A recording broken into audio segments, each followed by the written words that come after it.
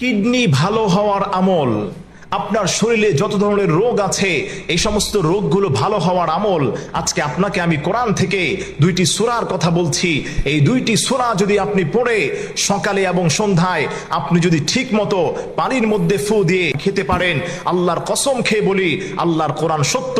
ওয়ানুনাজ্জিলু মিনাল কুরআনি মা হুয়া শিফাউ ওয়া রাহমাতুল লিল মুমিনিন। কারণ আল্লাহ তাআলা বলে দিয়েছেন এই কোরআনটাকে আমি মুমিনদের জন্য শিফা এবং রহমত হিসেবে নাজিল করেছি। প্রতিদিন চেষ্টা করবেন সূরা ফাতিহা একবার পড়বেন, সূরা ইখলাস আপনি 3 বার পাঠ করবেন, অর্থাৎ সূরা ফাতিহা একবার এবং সূরা ইখলাস 3 বার পাঠ করে। তবে এর পূর্বে যে কোনো দুরূদ শরীফ, আপনি দুরুদে ইব্রাহিম হোক অথবা যেই দুরূদ শরীফ আপনার কাছে সহজ হয় সেই দুরূদটা আপনি পড়ে পানির মধ্যে আপনি দহন করবেন। এভাবে যদি আপনি ইনশাআল্লাহ তাআলা 1 সপ্তাহ খেতে পারেন, আল্লাহর কসম খেয়ে বলি আপনার যেই লিভারের সমস্যা, আপনার কিডনিতে সমস্যা, আল্লাহ তাআলা সমস্ত সমস্যা থেকে আপনাকে হেফাজত করবেন।